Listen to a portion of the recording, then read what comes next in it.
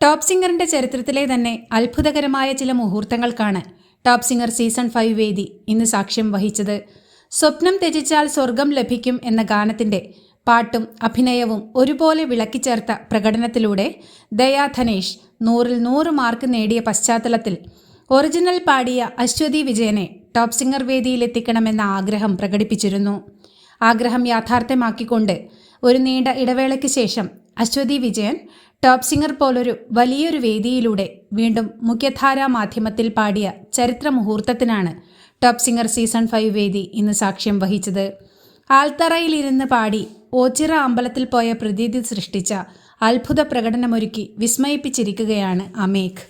വിധികർത്താക്കൾ എഴുന്നേറ്റ് നിന്ന് കൈയടിച്ചു പോയ 2 മാസ്മരിക പ്രകടനങ്ങൾക്കും ഇന്ന് ഗാനവേദിയിൽ അരങ്ങൊരുങ്ങുന്നുണ്ട്. ആൻസെറയും ഋതുവീണയുമാണ് ആലാപന ചാരുത കൊണ്ട് വിധികർത്താക്കളെ എല്ലാവരെയും എഴുന്നേറ്റ് നിർത്തി കൈയടിപ്പിച്ചത്.